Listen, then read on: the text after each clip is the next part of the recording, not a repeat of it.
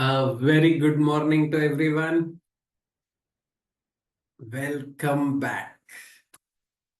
So, हमने last class में custom शुरू किया था and we had discussed a topic, no duty payable in certain cases.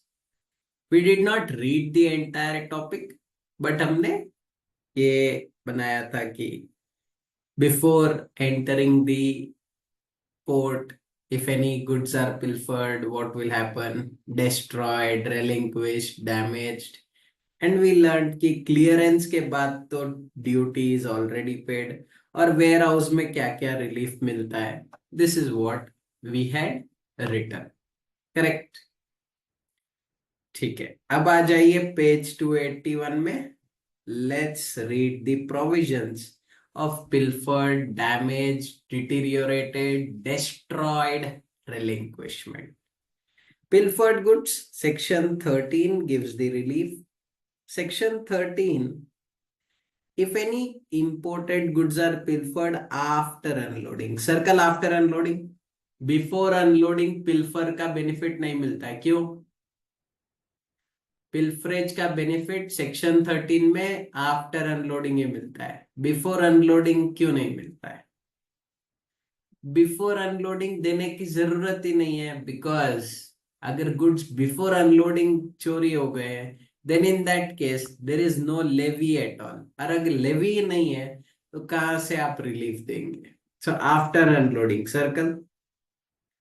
But before PO has made a order for clearance of home consumption or deposit in warehouse, order for home consumption or order for deposit to warehouse. याद रखना, that means pilferage का benefit order तक ही मिलेगा.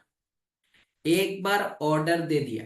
अब दो तरह के order हो सकते हैं, या तो ऑर्डर फॉर होम कंजम्पशन या order for deposit to warehouse. जब तक ऑर्डर आया है तब तक पिल्फरेज का बेनिफिट मिलेगा. सर वेयर हाउस में नहीं मिलेगा, बिकॉज यहाँ order to deposit to warehouse ही है. Circle the word order, very important. The importer shall not be liable to pay duty on such goods. Importer का बात कर रहे हैं, importer को भरने की जरूरत नहीं है. But tell me one thing, pilferage हुआ एंड फिर गुड्स वापस मिल जाते हैं तो क्या होगा? पिल्फरेज हुआ, चोरी हो गई, बट देन वापस मिल जाते हैं. सर तब तो वापस भरना पड़ेगा ना. हाँ, that's what the law says. Where such goods are restored to the importer after pilferage, duty shall not be abated. Then there is no relief. Then you have to pay the custom duty. ठीक है. Then we have damaged or deteriorated. देखना, deteriorated के लिए थोड़ा language अलग मिलेगा आपको, damage के लिए अलग मिलेगा. Let me show it to you. Where the goods are damaged or deteriorated, the custom duty chargeable will be proportion to value of damaged goods bears to the value before damaged or deterioration. So custom duty will be on a lower value proportionate basis. Duty shall be abated. Abated language याद रखना, मतलब उतना माफ हो जाएगा. If it is shown to the satisfaction of PO that imported goods have been damaged or deteriorated any time before or during unloading.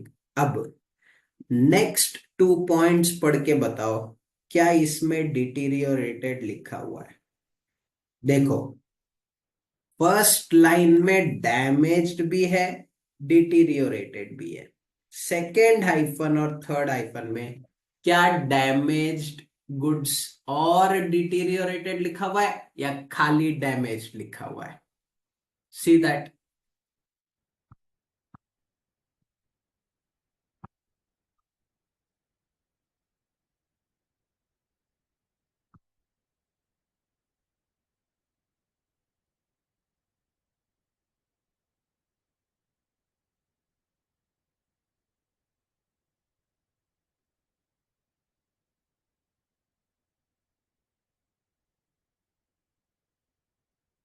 देखा?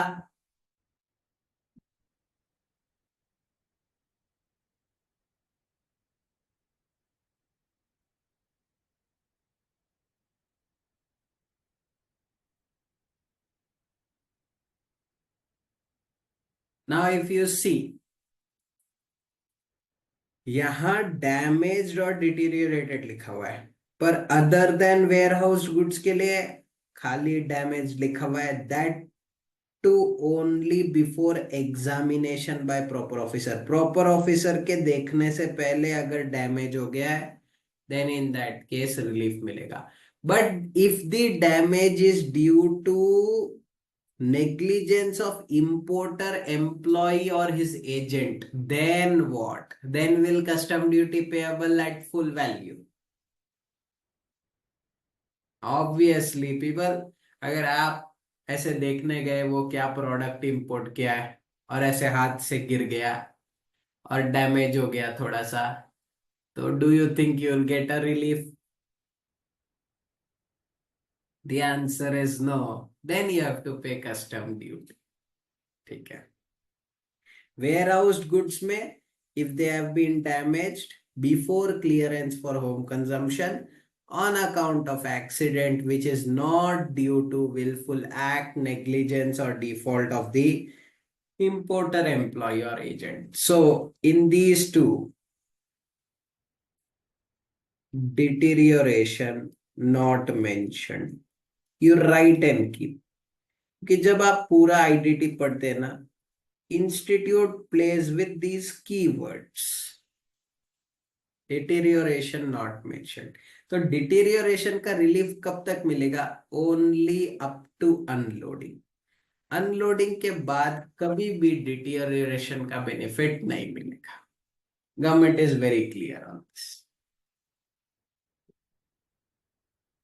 Sir ये damage goods का वैल्यू कौन बताएगा?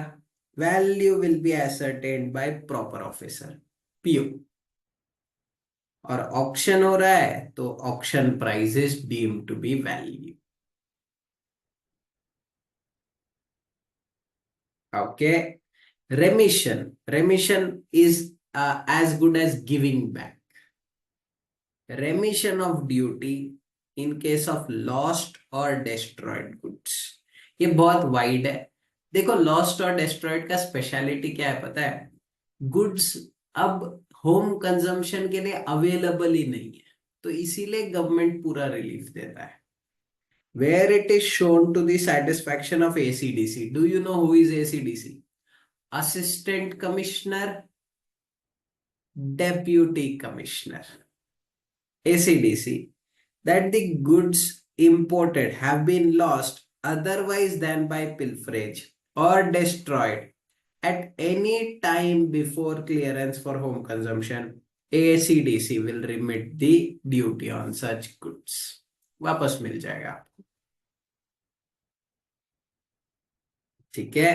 Last one, relinquishment. रेलिंक्विशमेंट जब आप 23 पढ़ते हैं ना, तो आपको लगेगा कि रिलीफ खाली order for deposit to warehouse तक ही मिलता है, बट सेक्शन 68 है which grants relief in the warehouse also if you relinquish. अगर आप कहते हो नहीं मेरे को ये गुड्स नहीं चाहिए, तो आपको कस्टम ड्यूटी भी भरने की जरूरत नहीं है। Let's see. The owner of any goods has an option to relinquish his title to the goods, and thereupon he shall not be liable to pay duty. However, he should relinquish the title at any time before an order for clearance for home consumption or order for deposit to warehouse is made. The owner of any such imported goods shall not be allowed to relinquish his title to such goods regarding which a offense appears to be committed in the law. फिर यहां आप लिखेंगे section 68 grants relief of duty if goods are relinquished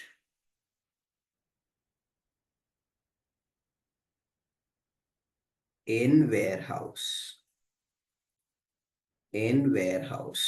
warehouse में भी आप relinquish करते हो तो आपको सेक्शन 68 रिलीफ देता है, हाँ। बट ये याद रखना, it is not permitted after expiry of warehousing period. जब आप वेयरहाउस चैप्टर में जाएंगे, या आप लिखोगे वेयरहाउस चैप्टर, जब आप वेयरहाउस चैप्टर में जाएंगे तब आप देखोगे कि थोड़ा टाइम लिमिट होता है कि इतने तक आपको रखने दिया जाएगा, उसके बियॉन्ड वेयरहाउस में नहीं रखने दिया जाता है। तो अगर वो टाइम लिमिट एक्सपायर हो गया है, then you can not say I relinquish, because तब सेक्शन 68 का रिलीफ नहीं मिलता है। So be careful about this.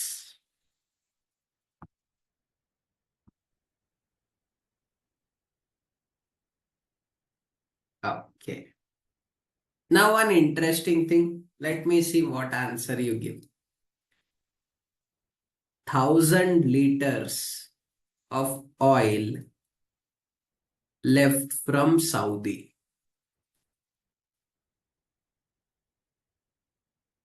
And India आते आते ये हो गया 999.1 लीटर्स।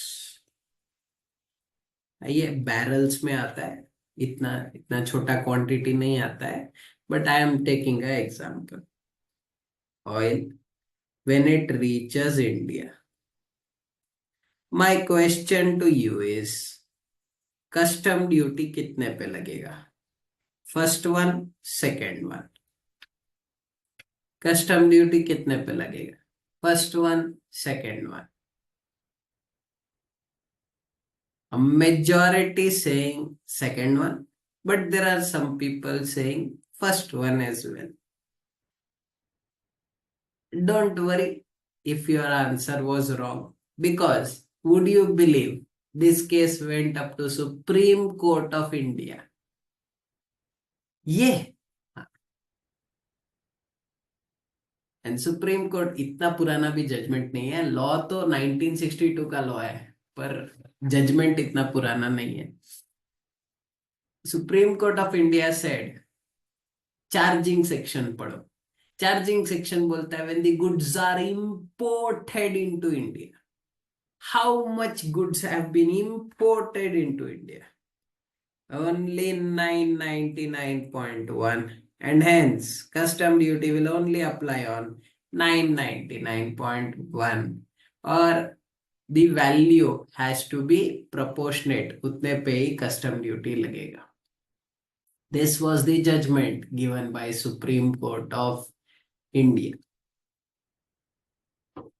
सर वो बैलेंस 0.9 पे नॉर्मल लॉस, हाँ इसीलिए देखो नॉर्मल लॉस का ना रिलीफ मिल जाता है, because you can explain that it is a product which gets evaporated while in transit, तो इसीलिए you get a relief, and this is not pilferage. You tell me one thing people, is it pilferage? नहीं, ये थोड़े theft in small quantity, नहीं नहीं नहीं, वो अलग चीज होता है। It is not lost, it is a normal loss. तो इसीलिए supreme court said custom duty will apply on 999.1, that is, इसको बोलते हैं हम लोग quantity received in the shore tank। वो shore मतलब वो near the sea or ocean, shore tank, whatever is received that will be liable। बहुत famous judgement है मैंगलोर रिफाइनरी का, let's have a look at Mangalore refinery 2015 judgement supreme court. Now you understand इसको read कैसे करते हैं। Mangalore refinery, ये है commissioner of customs, 2015 is the year, 323 is the volume, ये 323rd वॉल्यूम था। ELT is excise law times, excise law times, उसमें दोनं केसेस आते थे, सेंट्रल एक्साइज के और कस्टम्स के। And 433 page number of this volume, and SC represents Supreme Court. Okay, let's see. In case of import of crude oil, whether custom duty is payable on the basis of quantity shown in bill of lading जो वहां से आया था वो 1000 litres का कि हम लोग 1000 लीटर्स भेज रहे हैं और actual quantity received in the shore tanks in India. The levy is the most important provision. The levy of custom duty under section 12 is only on goods imported into India. सोचो खाली इतना सा words का interpretation वहां तक गया. Excise law times. Goods are said to be imported into India when they are brought into India from a place outside India. Unless such goods are brought into India, the act of importation which triggers levy does not take place. If the goods are pilfered after they are unloaded or lost or destroyed at any time before clearance for home consumption or deposit in a warehouse, the importer is not liable to pay duty leviable on these goods. This is for the reason that imported goods does not take place until they become part of the landmass of India and until the act of importation is complete, which is under 13 and 23, happens only after home consumption is made or order permitting deposit to warehouse is made. Further, section 47, the importer has to pay import duty only on the goods that have entered for home consumption. Obviously, the quantity of goods imported will be the quantity of goods at the time they enter for home consumption. Supreme Court set aside tribunal's judgment and declared that the quantity of crude oil actually received in the shore tank should be the basis for payment of custom duty. Very good judgment. Although it's only based on one principle of levy. Okay. अभी एक interesting case. People,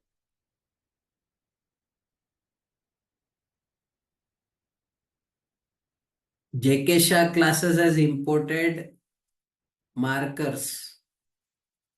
बताओ custom duty लगेगा क्या?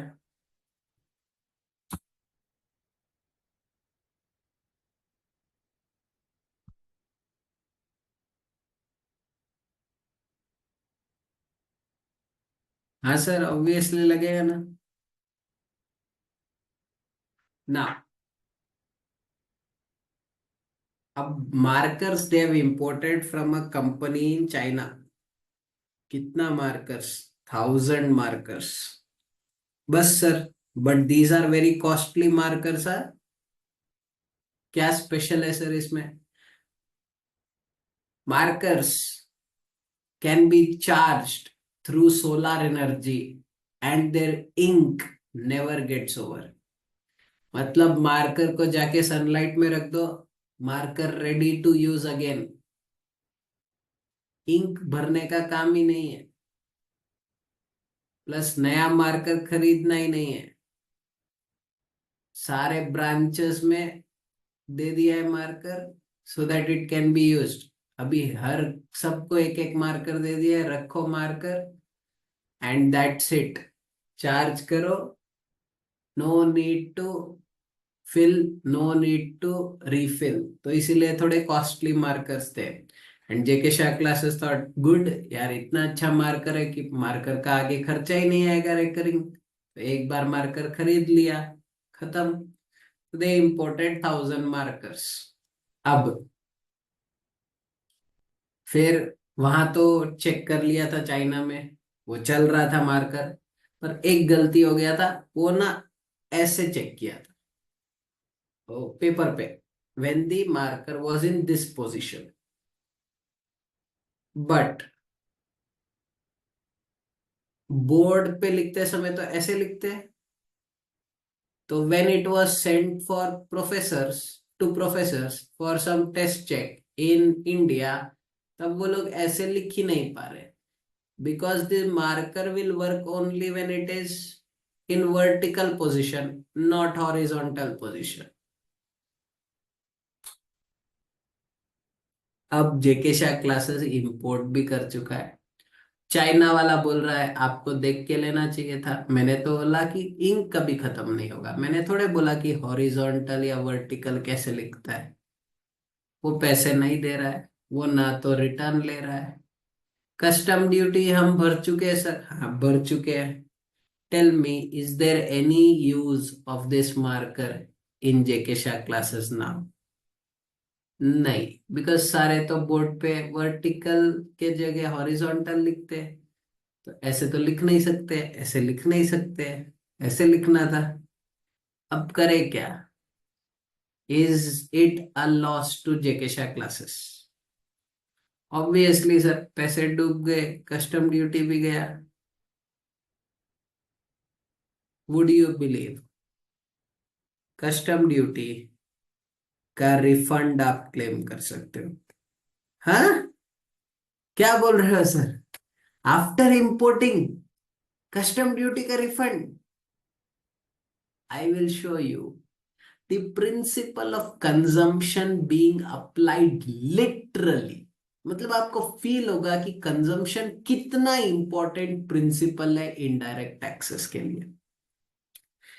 There is a provision, section 26A, which says that in case goods are defective or not in conformity with what you had ordered, even after clearance, अगर आपको पता चलता है, और पता करने के लिए थोड़े सैंपल्स आपने टेस्ट किए, बाकी और कुछ नहीं किया, थोड़ा टेस्ट किया है, और आपको पता चल जाता है कि ये डिफेक्टिव है या नॉट इन कंफर्मिटी है, you can go to the custom department and say ये गुड्स मैं या तो रेलिंक्विश कर रहा हूँ, या डिस्ट्रॉय कर रहा हूँ, या वापस चाइना भेज रहा हूँ, if the other person is ready to accept.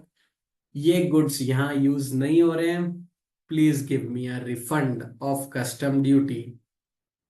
Would you believe, in such cases you'll get the relief and refund of custom duty because of a literal interpretation. Are the goods getting consumed in India? The answer is no. As the goods are not getting consumed in India, you can get a refund of custom duty. Let's have a look. Beautiful provision 26 है, जहाँ literally consumption principal का इतना अच्छा इस्तेमाल किया है और refund का प्रोविजन बनाया है। Let's have a look.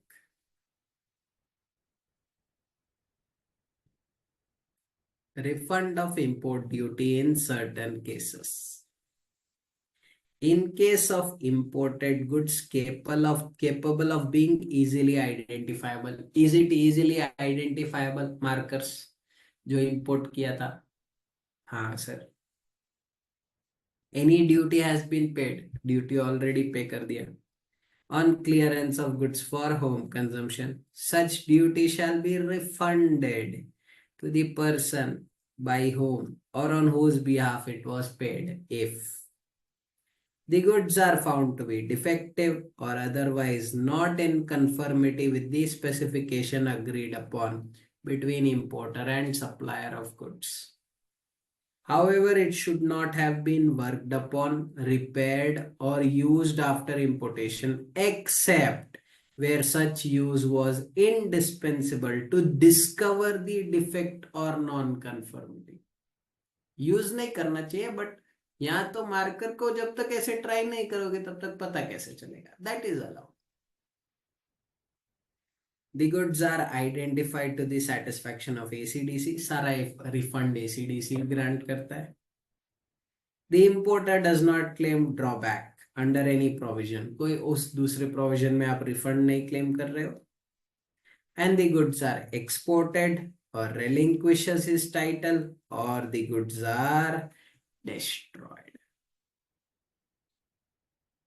Application for refund shall be made before expiry of 6 months from relevant date. 6 months के अंदर जब से आपने कस्टम ड्यूटी पे किया है।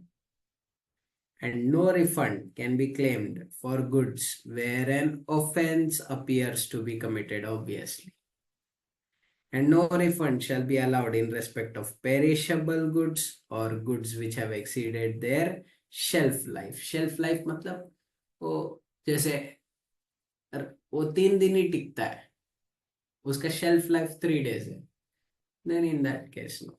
और their recommended storage before use period. क्या है सर ये storage before use period? You heard best before, वही हम लोग थोड़ा आईडीटी में ज्यादा अच्छा टर्म यूज करते हैं.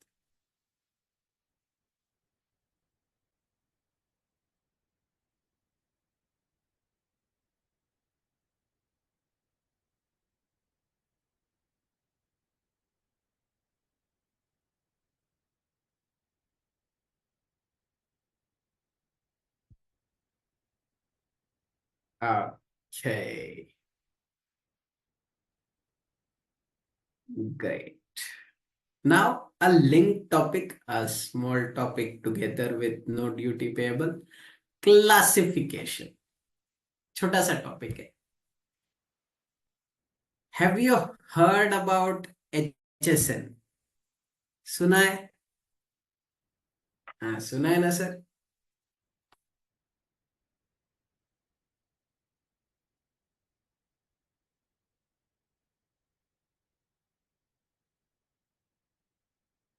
So HSN is nothing but harmonized system of nomenclature.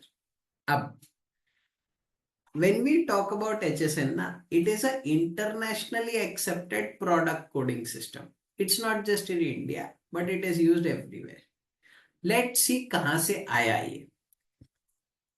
ये बनाया था वर्ल्ड कस्टम ऑर्गेनाइजेशन में, and today it is adopted by almost every country.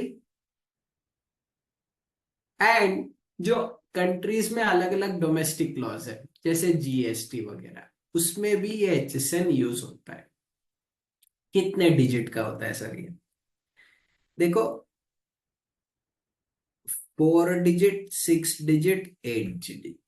जैसे जैसे आप आगे जाते जाओगे उतना सब क्लासिफिकेशन रहेगा. जैसे चैप्टर 21 या चैप्टर 39.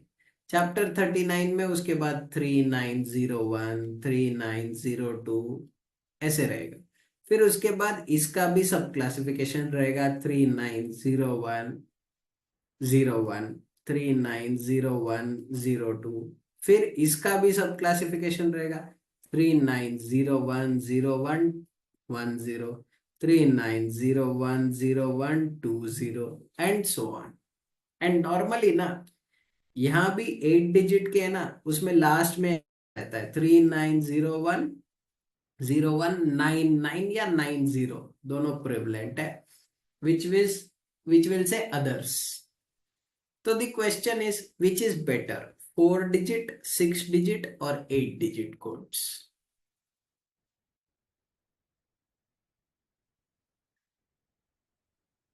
ओके, थोड़ा याद है आप लोग को.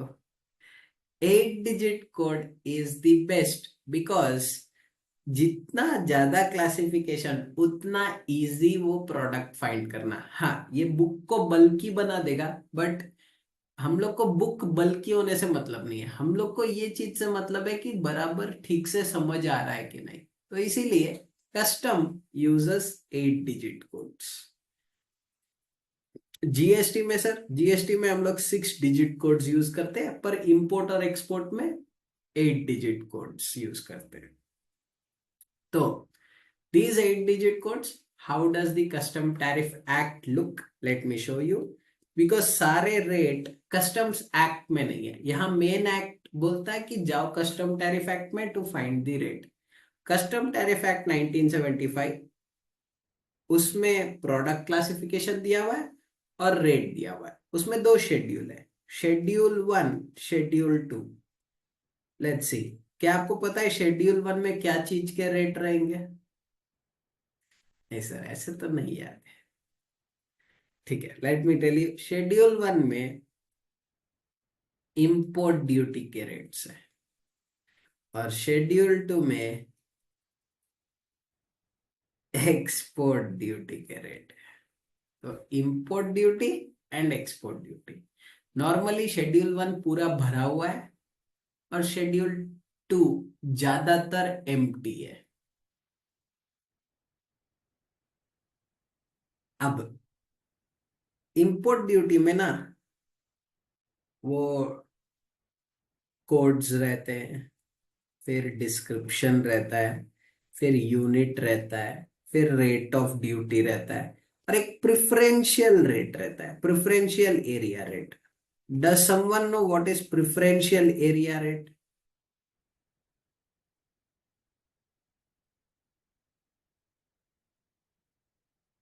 समटाइम्स ना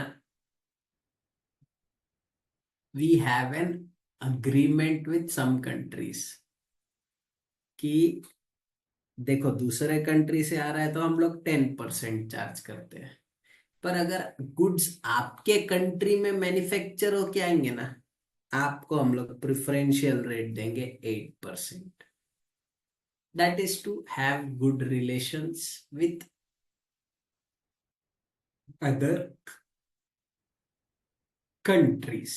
तो आई कैन से कि I will enter into a agreement with Europe saying that अगर वहां से कुछ बन के आ रहा है तो I will give 8% custom duty instead of 10, so that लोग ज्यादा यूरोप से परचेस करें। That is preferential rate of duty. हाँ, पर ये preferential rate of duty claim करने के लिए it is important that the goods are manufactured in that country.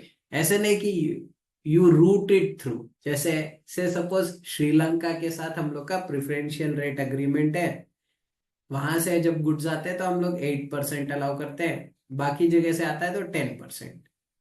Now what about Chinese manufactured goods going to Sri Lanka and then entering India, 10 या 8?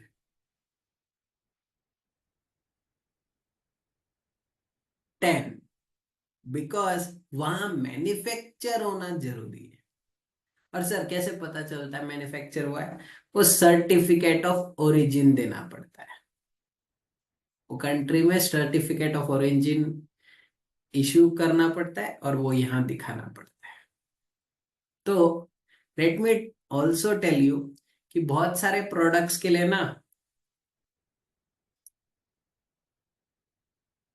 Sri Lanka is used as a tool to evade tax.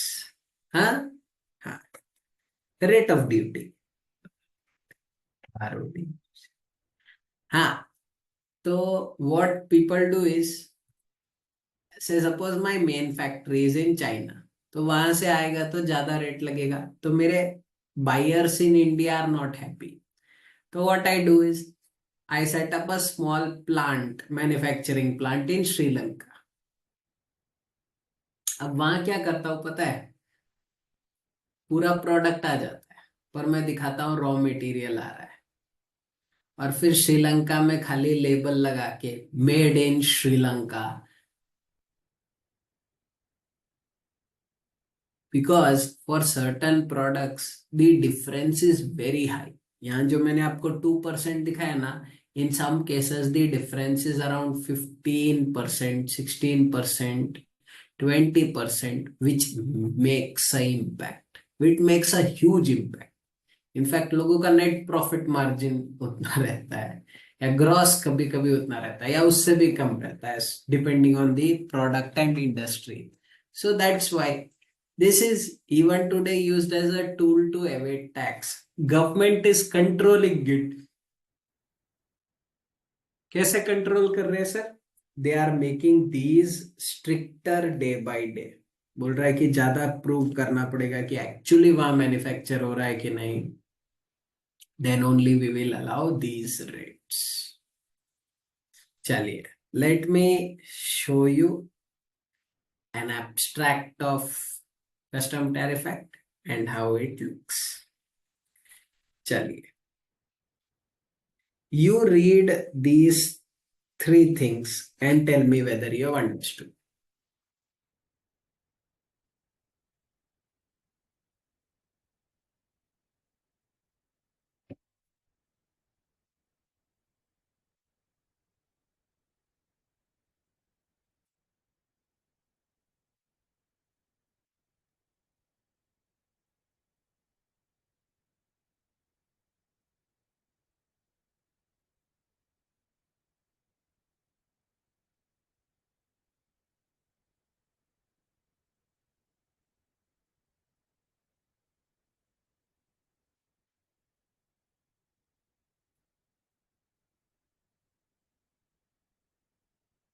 Done.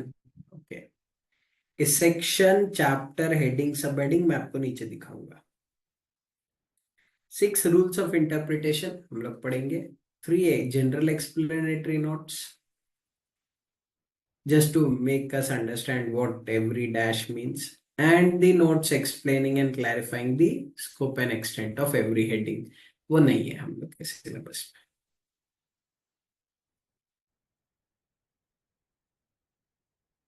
Let's see this.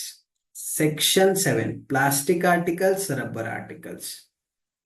Chapter 39 plastic articles. अगर chapter 39 plastic articles है, can you tell me chapter 40 क्या होगा? Section पढ़ के can you tell me chapter 40 क्या होगा? Rubber articles. तो ऐसे ही होता है, जैसे 5 5 चैप्टर का एक एक सेक्शन बना दिया। कॉमन प्रोडक्ट्स होने चाहिए इंडस्ट्री वाइड, तो वैसे सेक्शन बनते, सेक्शन के अंदर चैप्टर्स होते हैं। फिर चैप्टर 39 में भी ना, जो भी tariff item, when does something become a tariff item? Tariff item तभी बनेगा जब वो 8 डिजिट का होगा, उससे पहले टैरिफ आइटम नहीं बनता है। टैरिफ आइटम मतलब उसके लिए ही रेट दिया हुआ रहेगा। ROD क्या होता है सर? रेट ऑफ ड्यूटी, लिख के रखो।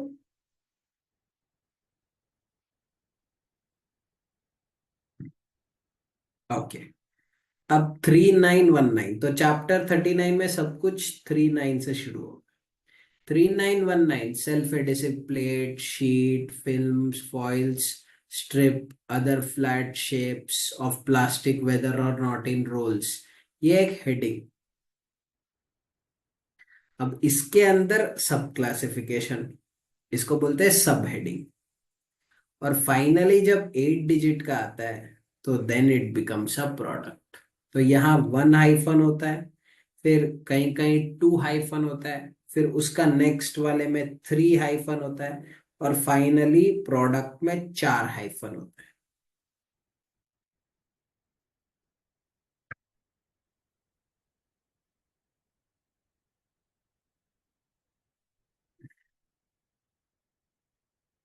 ओके, अब rate of duty and preferential area rate तो आपको समझ में आ गया। Can you tell me what is this unit? KG.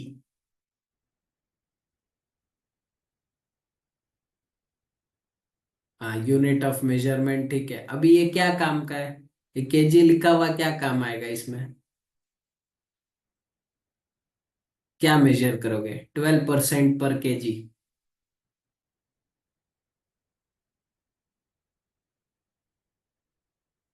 हाँ, क्वांटिटी में समझ में आ गया, पर क्या यूज है उस क्वांटिटी का? हाँ, क्या 12% पर केजी चार्ज करोगे?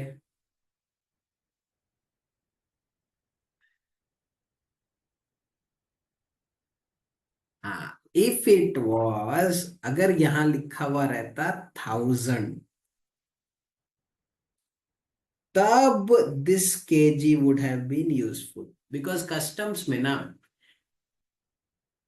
परसेंटेज बेस्ड रेट भी है और रुपी बेस्ड रेट्स भी है। तो अगर अमाउंट दिया हुआ होता ना, तो इसका इंटरप्रिटेशन क्या होता? 1000 rupees per KG. Did you understand this?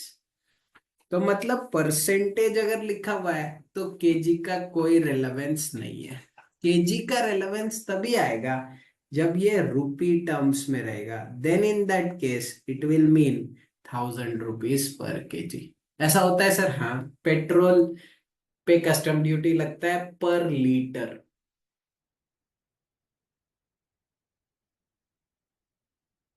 Okay,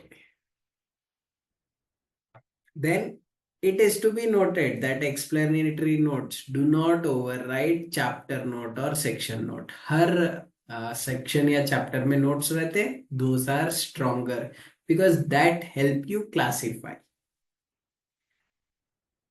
And explanatory notes are only persuasive effect on classification. हाँ, उसको रेफर कर सकते हो, बट सेक्शन नोट और चैप्टर नोट जो रहता है that will be more preferred. हम पढ़ते हैं sir section note, chapter note नहीं। ओके, अभी do you understand complete and incomplete product? वो अग्रीमेंट्स में दिया हुआ रहता है, if India has agreement with that country. Okay, you understand complete product. Complete product मतलब complete in all respect, incomplete मतलब complete in some respects but not in all respects. Do you understand assembled and unassembled product? हाँ sir, assembled is ready to use, unassembled is WIP sir. ठीक है, अभी I will show you some examples. You have to tell me what is the status of the product and do you agree with it. Calculator without cell.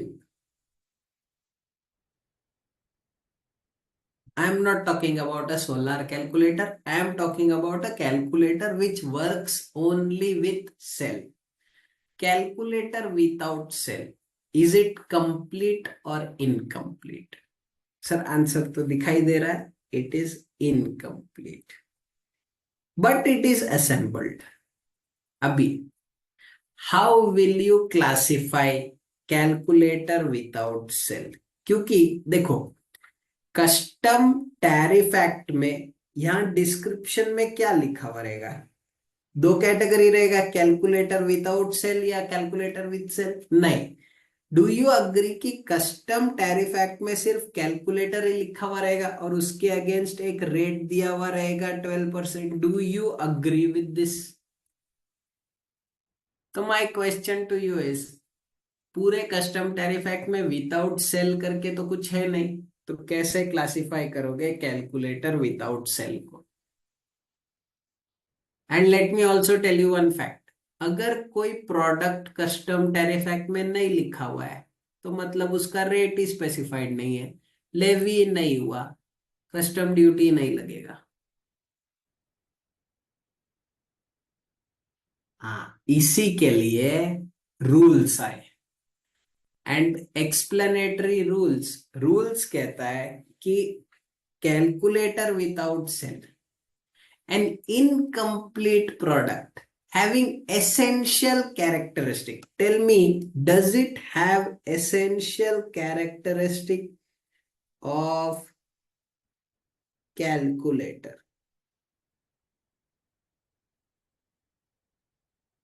Then in that case, it will be classified as a calculator.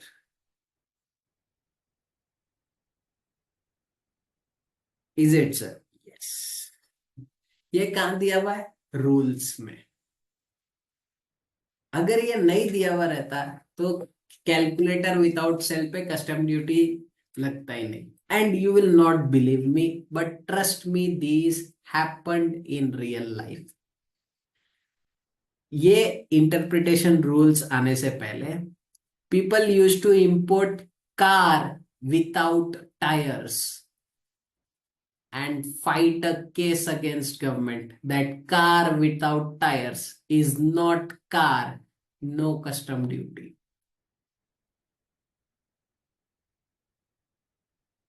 Government irritate हो गया था। Government बोला ऐसे ही तुम लोग करते रहोगे तो मैं कस्टम ड्यूटी कलेक्ट किस पे करूंगा? And then they brought in these rules to say that an incomplete product or an unassembled product having essential characteristic of a complete or finished product, then in that case it will be classified as if it is complete or finished. समझ में आया? Okay.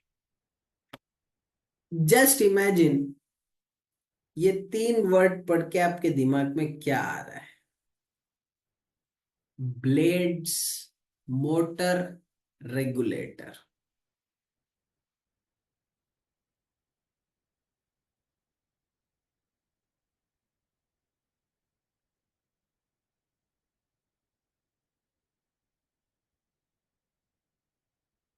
And you are right. Raw material, it seems. Most of you are right. Fan. Fan. हाँ, turbine windmill भी ठीक है. So fan. We'll take fan. So fan का blade, motor and regulator. My question to you is it complete? Yes, it is complete. But is it assembled? No, it is unassembled. But does it have essential characteristic? Yes. So how will you classify this? Will you use 3 custom duty rates of blade, motor and regulator separately? No. This will be regarded as a fan. ठीक है. अब थोड़ा imagine करो, motor and blade. आप घर पहुंचे fan का motor और फैन का ब्लेड लेके. Tell me one thing, what will you say? Have you bought a fan और have you bought motor and blade?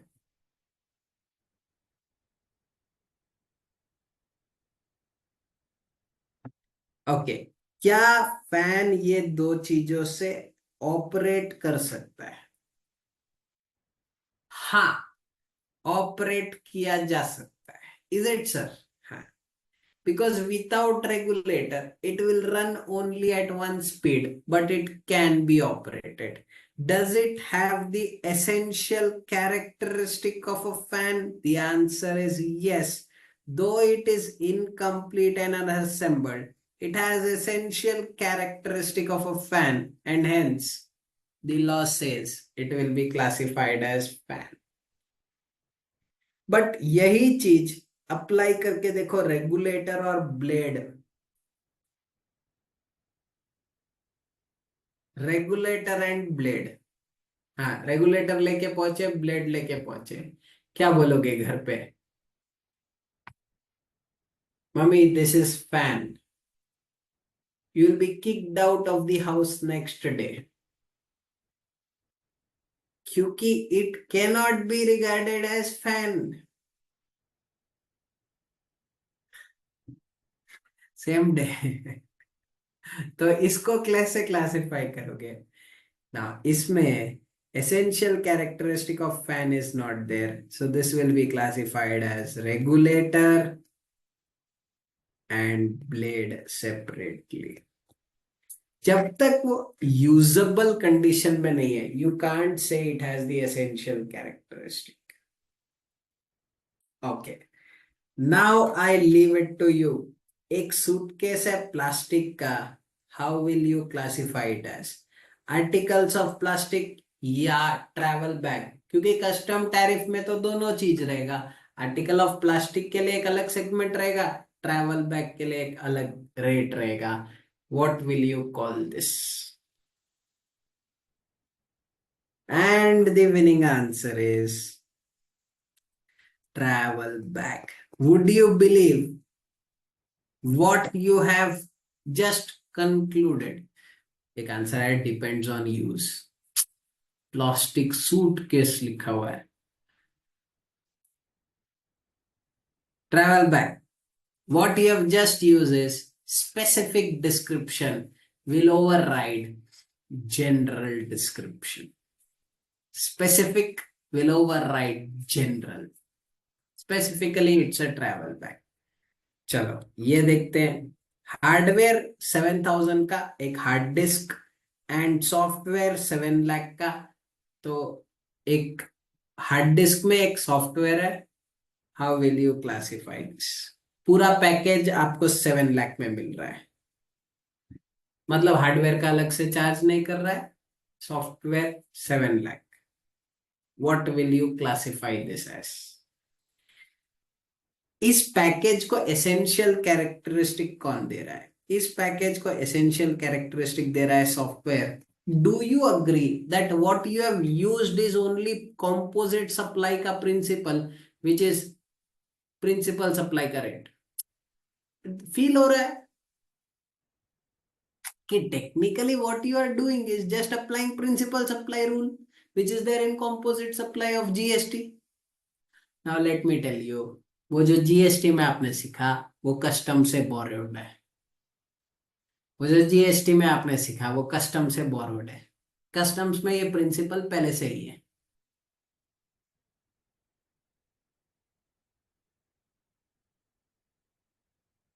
ठीक है। अब next, shirt 6204 8% and trouser 6212 6% 10,000।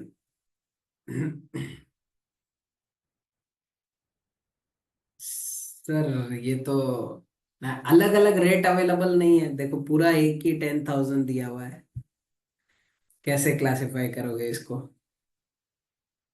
Sir हम लोग हाईएस्ट रेट यूज कर लेंगे मिक्स सप्लाई का। हाँ यहाँ थोड़ा अलग है। Customs law says latter the better.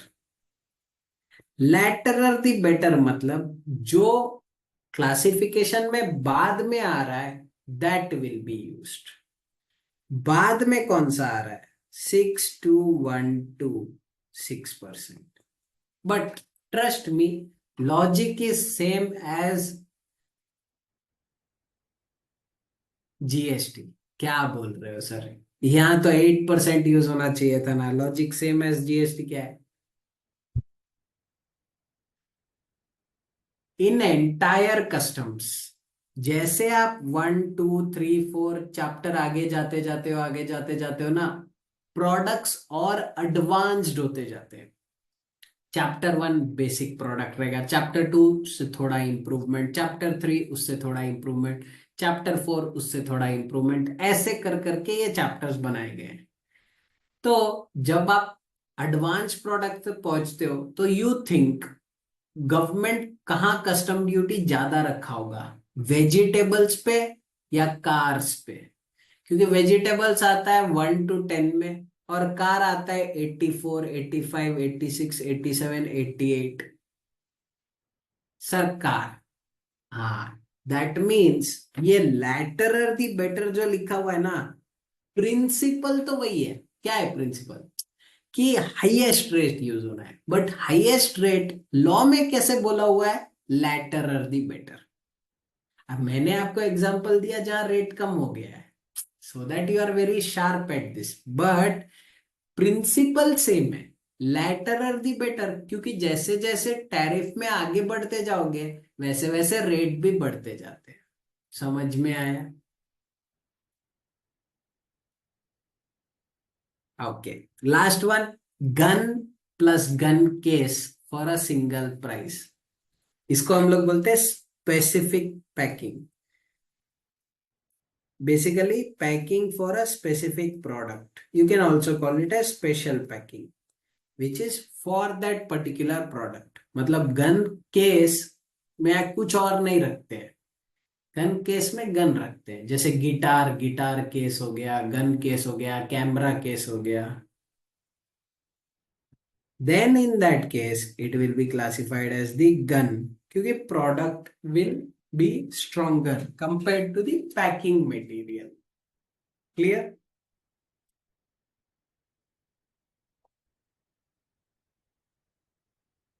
Okay,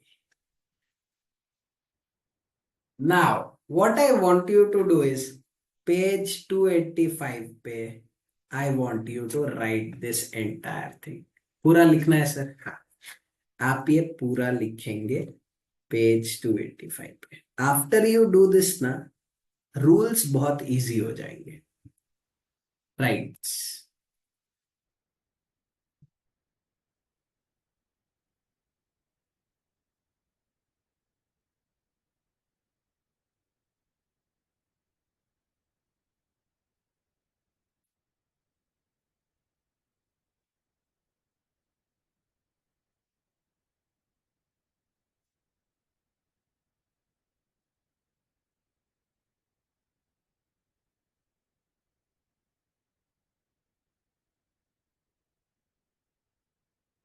So how is audit season going on? बहुत लोग तो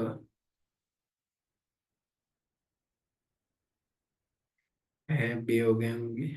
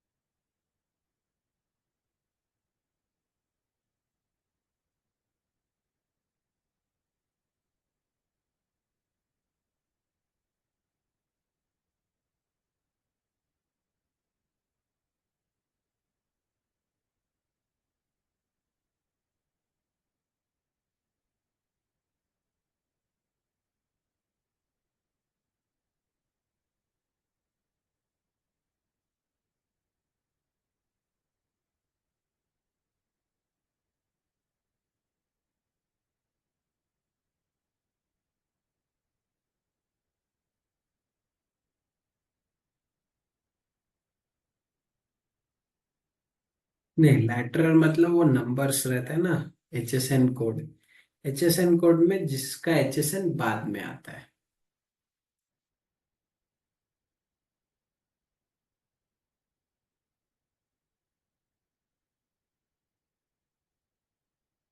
एसेंशियल कैरेक्टरिस्टिक।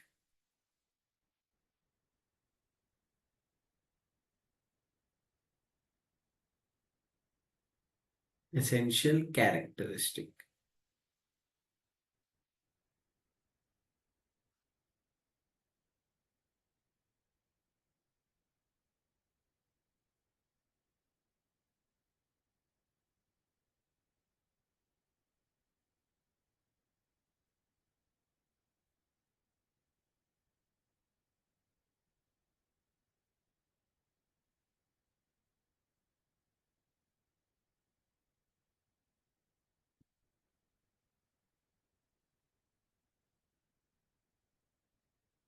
नहीं, we have to apply judgement.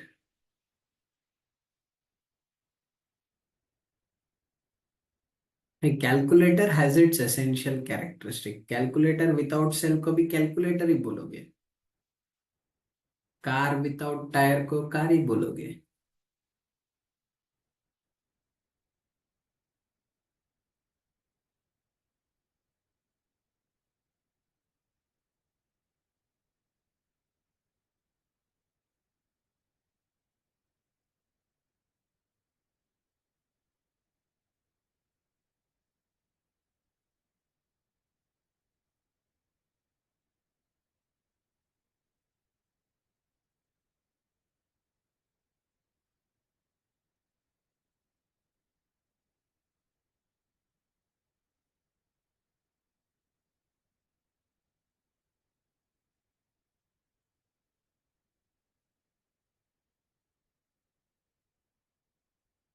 But classify calculator से नहीं करोगे तो क्या चीज से क्लासिफाई करोगे?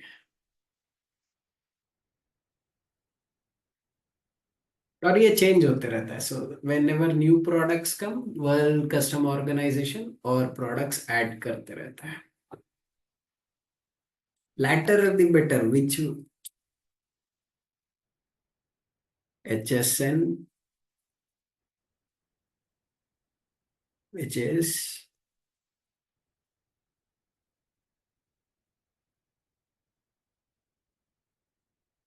lateral compared to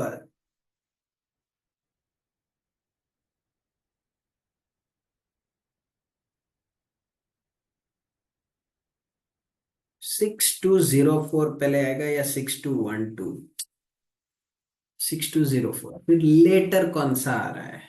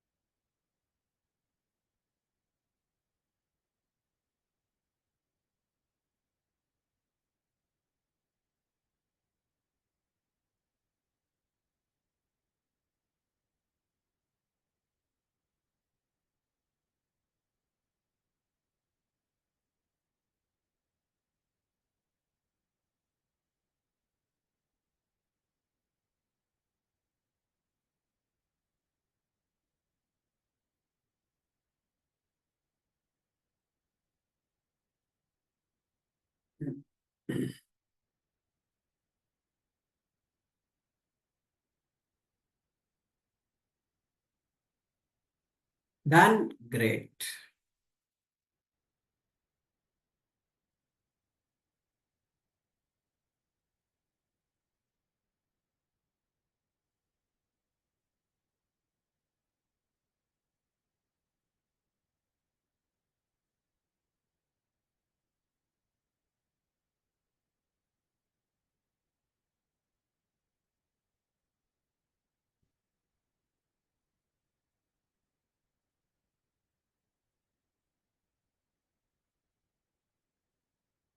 Those who have completed, start reading the next page.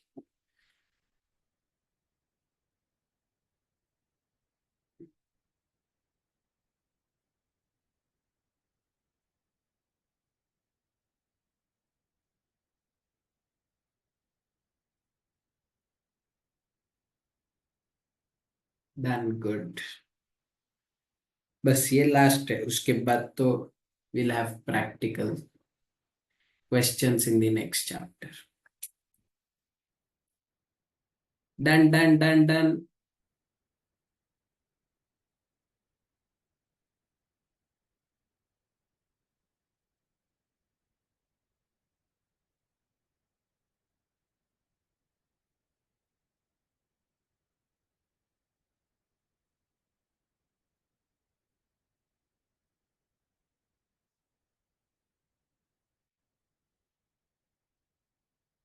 Okay. Let's have a look at rules of interpretation. This was very important in real life. Rule 1. Title of section, chapter and subchapter are provided for ease of reference only. Section से कोई मतलब नहीं है, plastic article लिखा हुआ है, इसका ये मतलब नहीं कि ट्रैवल बैग जो प्लास्टिक सूटकेस है वो प्लास्टिक आर्टिकल में आएगा. Section, chapter, sub chapter are ease of reference only. Legal purposes के लिए it is to be based on heading, not based on titles about them. Actually में देखना पड़ेगा कि प्रोडक्ट किस में क्लासिफाई होगा. जस्ट बिकॉज प्लास्टिक लिखा हुआ है ऐसा नहीं कि सारा प्लास्टिक प्लास्टिक आर्टिकल्स में ही आएगा. 2A. This is a 3-mark theory question. Incomplete goods. देखो, जो भी गुड्स इनकम्प्लीट है उसको क्या करना है. Any reference in a heading to an article, जैसे मतलब कैलकुलेटर अगर लिखा हुआ है किसी हेडिंग में, it shall be taken into account to include. अभी वो कैलकुलेटर क्या क्या इंक्लूड करेगा. A reference to that article in incomplete or unfinished form if such form has essential character of complete or finished article. Calculator without cell, it is incomplete, but does it have essential characteristic of a calculator? The answer is yes. Fair. Even if it is presented in unassembled or disassembled form, it will be classified as complete or finished article is classified. Functional and physical aspects along with degree of completion has to be seen. Shirt without button, बताओ कैसे classify करोगे. Sir, shirt without button will be shirt. Congratulations, you have learned 2A. Motor bike in CKD. Sir CKD क्या होता है, देखो, completely knock down.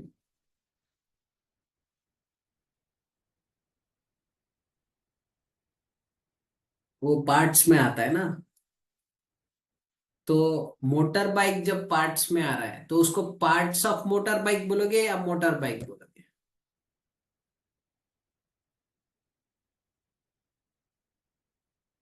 Motor bike. And would you believe, motor bike पे custom duty बहुत ज्यादा है और parts of bike पे कम है.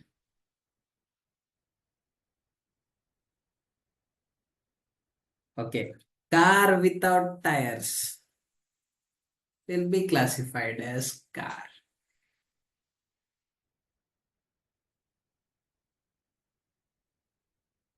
मिक्सचर मतलब अगर गोल्ड लिखा हुआ है तो will it include articles of gold also, क्योंकि गोल्ड आर्टिकल्स में ना थोड़ा खाद और some other components are also there. हर ज्वेलरी 24 कैरेट में नहीं बनता है, so there will be some other products as well.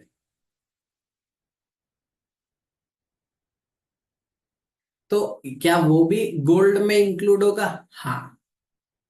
Any reference in a heading to a material shall be taken to include any reference to mixtures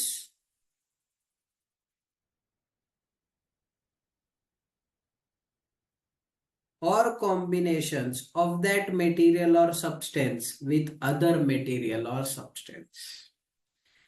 However, if goods consist of more than one material or substance, then classification will be based on rule 3. तो अगर 2B में नहीं पता चल रहा है, जैसे gold भी है, प्लैटिनम भी है, या हार्डवेयर भी है, सॉफ्टवेयर भी है, तो दो दो आर्टिकल है, तो फिर रूल 3 बताएगा क्या करना है। पर अगर कोई आर्टिकल ऑफ गोल्ड है तो गोल्ड की कैटेगरी में आएगा, मिल्क शेक है तो मिल्क के कैटेगरी में ही आएगा। हाँ, मतलब फिर बाद में लिखा हुआ रहेगा अलग से मिल्क शेक, उसमें ही आएगा। तो मिल्क शेक में just because fruits are added doesn't mean it become something else. फिर if rule 2 is not working, rule 3 basically goes by essential characteristic, specific description, और वो लैटर और द बेटर भी इसमें ही आता है। Where the product is prima facie classifiable in 2 headings. Prima facie दिखाई दे रहा है कि वो आर्टिकल ऑफ प्लास्टिक भी हो सकता है, प्लास्टिक का ट्रैवल बैग भी हो सकता है। Classification shall be affected as follows. आप ये दो खुद पढ़ेंगे।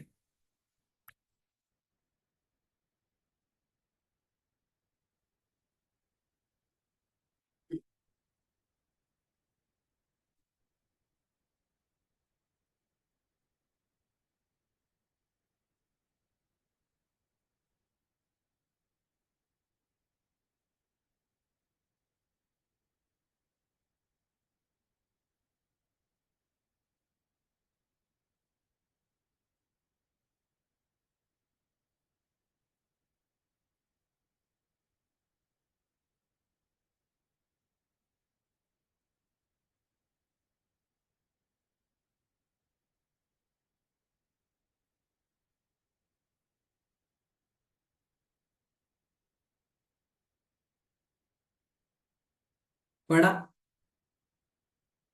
Okay. Fill residuary rule.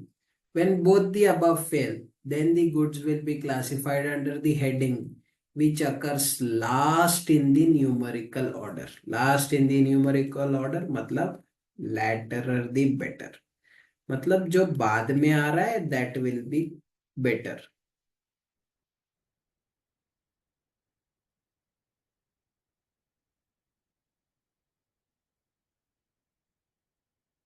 सबसे अच्छा है अकिन रूल। अकिन रूल क्या बोलता है? If goods cannot be classified based on above, then it shall be classified under a heading which is most akin. Most akin मतलब closest.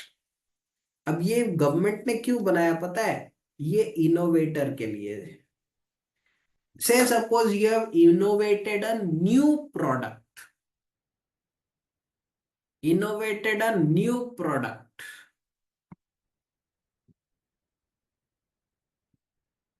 You tell me, if you have innovated a new product, क्या वो classification में रहेगा? मतलब क्या वो custom tariff act में heading रहेगा? नहीं सर, नया प्रोडक्ट बनाया है तो वो कहां से रहेगा? तो कैसे क्लासिफाई करोगे? ये इशू हुआ था टैबलेट जब पहली बार बना था। You understand tab? तो the question was whether tab will be classified as mobile phone और पीसी।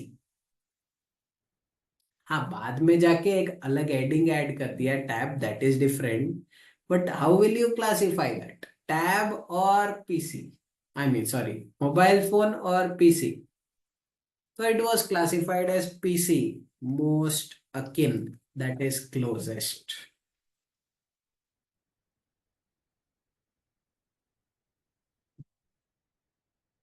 और फिर वो लोग, वर्ल्ड कस्टम ऑर्गेनाइजेशन, जब भी कुछ नया प्रोडक्ट बनता है तो वो लोग ऐड कर ही देते हैं. In future I think flying car, flying car, will you classify it as car or will you classify it as aircraft? That will happen in future. चलिए एनीवेज, वो जब होगा तब देखेंगे, अभी दिमाग मत लगाओ. Rule 5, let's see Rule 5, packing and containers. How do you classify packing and containers? Camera cases, musical instrument case, gun cases, specifically shaped or fitted to contain a specific article. If it is presented with the article, circle presented with the article, for which they are intended, shall be classified with such article when of a kind normally sold there. A gun case will be classified with gun. This provision does not apply to such packing material or container which is clearly suitable for repetitive use. And repetitive use मतलब reuse by manufacturer. Can you give me an example of some packing material which is reused by manufacturer and not by consumer? Consumer तो कुछ भी reuse कर लेता है. Consumer तो 10 रुपया का बिस्लरी खरीदेगा, उसको भी रीयूज करेगा. We are talking about reuse by manufacturer. Jute bags, very good. Jute bags, तो जूट बैग्स में कुछ भेजते हैं, फिर वापस वो आ जाता है मैन्युफैक्चरर के पास, वापस यूज करता है, very good. Tomato crates, correct. Pepsi glass bottles, very good. So these are the examples of reuse. मतलब क्योंकि उसमें तो, हाँ, ऑयल कंटेनर्स, बिकॉज वहां ना कंटेनर थोड़े सेल कर रहे हैं हम लोग. कंटेनर तो खाली एक मीडियम है, हम लोग ऑयल सेल कर रहे हैं. वो क्रेट्स तो खाली मीडियम है, we are selling tomatoes. Glass bottles तो खाली मीडियम है, we are selling Pepsi. Cylinder, LPG is the main product, cylinder is only a mode. Okay. If removed with main article, then ROD. What is ROD? Rate of duty. लिख के रखो. तो main article का rate लगेगा, मतलब gun के साथ gun case, कौन से का रेट लगेगा? गन का. But if it is removed separately, then rate of duty of the packing material.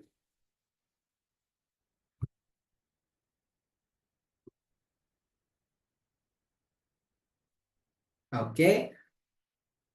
General explanatory notes देखते हैं. एक हाइफन का मतलब है इट्स अ सब classification of the group of article. 2 hyphen उसका पहले वाले का सब क्लासिफिकेशन. 3 और 4 हाइफन उसके पहले वाले का सब क्लासिफिकेशन. और जब भी परसेंटेज दिया हुआ है, मतलब rate of duty is based on value of goods, ये आपको पता ही है. तो जनरल एक्सप्लेनेटरी नोट्स में कुछ है नहीं. Okay, now we will have some fun. I will try to confuse you. यहां दिया हुआ है emergency power of central government. I want you to tell me, क्या central government custom duty increase कर सकता है यूजिंग इमरजेंसी पावर? सर पर ऐसे क्यों अलग से है? यू अंडरस्टैंड, सारे रेट एक्ट में दिए हुए या नोटिफिकेशन में दिए हुए? एक्ट में दिए हुए. एक्ट को अमेंड कौन कर सकता है? पार्लियामेंट। तो देखो, नए नए गवर्नमेंट ने पार्लियामेंट, तो गवर्नमेंट के पास क्या कोई इमरजेंसी पावर है कि अगर जरूरत पड़ा, पार्लियामेंट सिटिंग में नहीं है, तो क्या हम इंपोर्ट ड्यूटी वगैरह बढ़ा सकते हैं? Can we increase it? आप प्रोविजन पढ़ेंगे और बताएंगे can we increase it. You will also tell me can central government reduce it? Go ahead, read the provision. एक इंपोर्ट ड्यूटी का प्रोविजन है, एक एक्सपोर्ट ड्यूटी का प्रोविजन है। Read both and tell me, क्या सेंट्रल गवर्नमेंट इंक्रीज कर सकता है, क्या सेंट्रल गवर्नमेंट रिड्यूस कर सकता है? Read it.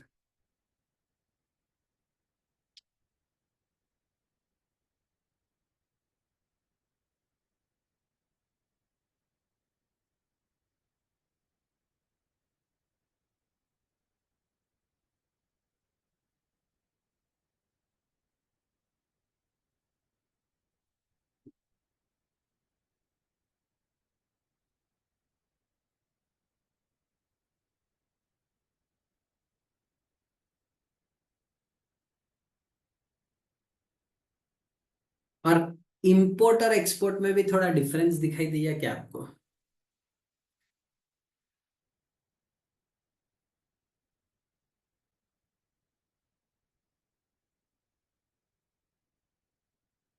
अगर आप एक्सपोर्ट देखोगे तो दो पावर है। एक तो इंक्रीज कर सकता है, एक एक्सपोर्ट ड्यूटी लेके आ सकता है। क्यों सर ऐसा? क्योंकि ज्यादातर प्रोडक्ट पे तो एक्सपोर्ट ड्यूटी है ही नहीं। तो अगर ऑनियन का टेंशन हो रहा है इंडिया में, तो एक्सपोर्ट ड्यूटी पहले तो लगाना पड़ेगा, लेवी करना पड़ेगा, तब तो इंक्रीज करोगे। तो एक्सपोर्ट ड्यूटी में आप नया लेवी भी कर सकते हो, क्योंकि शायद कस्टम टैरिफ एक्ट में कुछ लिखा ही नहीं है। एंड दूसरा, आप इंक्रीज भी कर सकते हो। इंपोर्ट ड्यूटी सिर्फ एक ही चीज कर सकते हो, इंक्रीज। क्योंकि ज्यादातर प्रोडक्ट पे ऑलरेडी इंपोर्ट ड्यूटी रहता है, उसको खाली इंक्रीज कर। तो इंक्रीज का सर पावर है। क्या सेंट्रल गवर्नमेंट रिड्यूस कर सकता है? Let me tell you, central government कभी भी इंपोर्ट और एक्सपोर्ट ड्यूटी रिड्यूस कर सकता है। उसको हम लोग बोलते हैं एग्जेम्पशंस। वो नोटिफिकेशन से ही होता है। सुना हुआ है? हाँ, इसमें नहीं कर सकता है, बट रिड्यूस तो कर ही सकता है, सेंट्रल गवर्नमेंट खुद कर सकता है। और उसको हम लोग बोलते हैं एग्जेम्पशंस। डोंट वरी, कस्टम्स में भी एक चैप्टर है exemptions, where you will learn कि एग्जेम्पशन का भी पावर सेंट्रल गवर्नमेंट के पास ही है, by way of a notification. उसको इमरजेंसी पावर नहीं बोलते हैं, क्योंकि वो पावर तो ऑलरेडी गवर्नमेंट के पास ही है। ओके, ठीक है। Last discussion in this, preferential rate of duty. Preferential rate of duty depends on the agreement, और फिर हम लोग को प्रूव करना पड़ता है कि सर्टिफिकेट ऑफ ओरिजिन है, and we have to claim it at the time of importation. जब हम बिल ऑफ एंट्री फाइल करते हैं, we have to mention that हम लोग प्रेफरेंशियल रेट चाहते हैं। सर अगर भूल गए तो भूल जाओ, then you will not get preferential rate. Let's, according to 4(1) of Custom Tariff Act, where in respect of any article a preferential rate of duty is specified or is admissible by virtue of a notification, the duty to be levied and collected shall be at standard rate unless the owner of the article claims preferential duty at the time of importation. You have to claim it, तभी मिलेगा। Being manufactured or produced in the preferential area, the importer will have to fulfill the following condition to make imported goods eligible for preferential rate. पहला, you have to make a specific claim, circle specific claim. He should also claim that goods are produced or manufactured in preferential area. The area should be notified under 4.3 to be preferential area depending on agreement. And you have to prove the origin of goods. ऐसे नहीं कि खाली label लगा दिया made in Sri Lanka.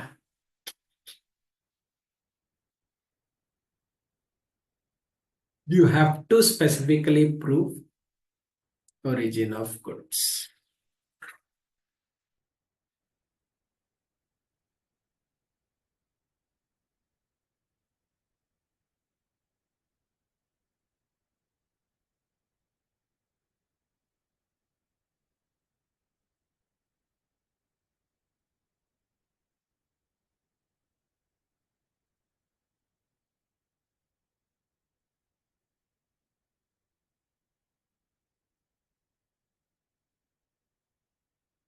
Second, you have to prove that it is produced there. Third, you have to prove that that area is notified as preferential area.